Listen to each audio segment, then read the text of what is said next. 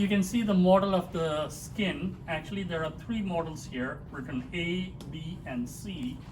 And these three represent different areas. This is the skin all over the body. And this is a particular region of the skin, which is the axilla and the genital area. And this one here is the skin on the sole of the foot, okay, where there's a lot of friction. Let's go to the first one. This is the skin which you see all over your body. And here you can see the three layers. You see the epidermis here, and then below the epidermis you see the dermis, and below the dermis you see the hypodermis. So the epidermis here has all these 5 layers, which you don't see here, but you can see the dermis, and in the dermis you can see there are blood vessels. Epidermis is avascular, there's no blood vessels here. Here there are blood vessels, and you see the various appendages here. And in the hypodermis you see a lot of fat, these yellow yellow things here. That's the fat molecules. So over here you can also see the hair, and the part of the hair which is outside the skin, you call that the shaft, and the part which is inside the skin you call that the root. Yeah. And over at the bottom you see this part here is called the bulb of the hair, and there are blood vessels entering into the bulb, and surrounding the bulb you can see there is a little covering here. This is called the hair follicle. Yes, this is the hair follicle.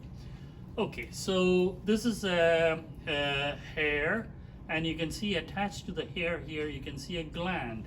What is this? It's a sebaceous gland. It is it produces sebum or oil, okay, and the oil is secreted into the hair, so it gets lubricated. And also over here you can see a muscle attached to the hair follicle.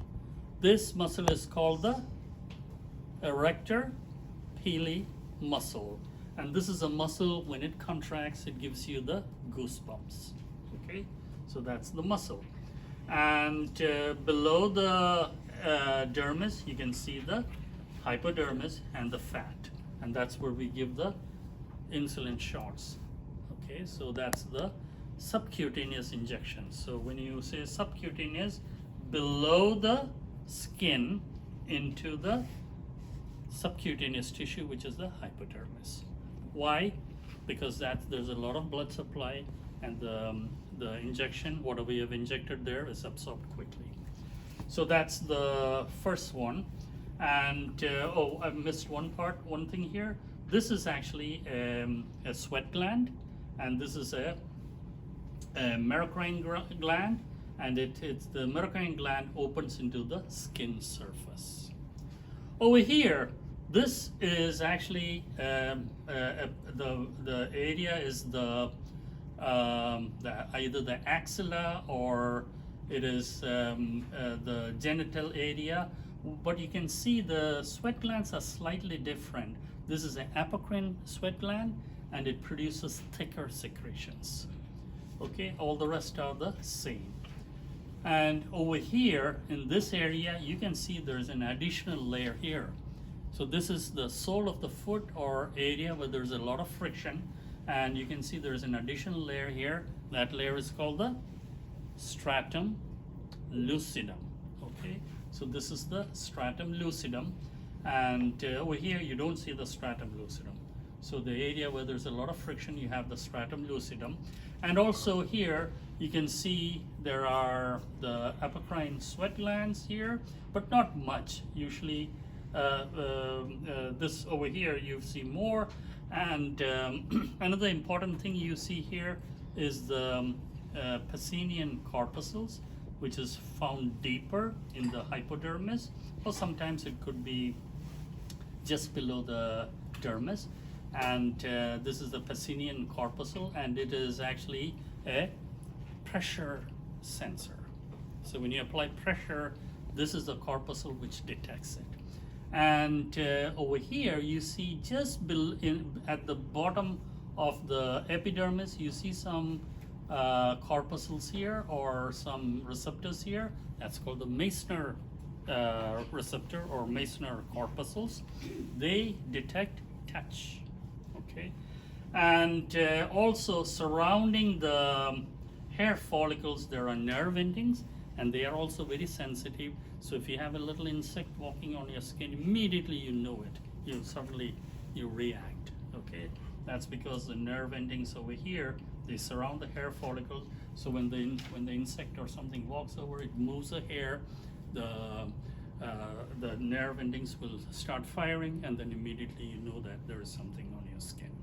So that's all the about this model. That's all you need to know. And over here you can see the same thing here. This is another model which we frequently use in the exam, and you can see the hair follicle, the hair here, the sebaceous gland. Here you can see merocrine gland, which is opening to the surface. Over here you can see the erector pili muscle. Here you can see the Pacinian corpuscle, and over here you can see the Meissner corpuscle.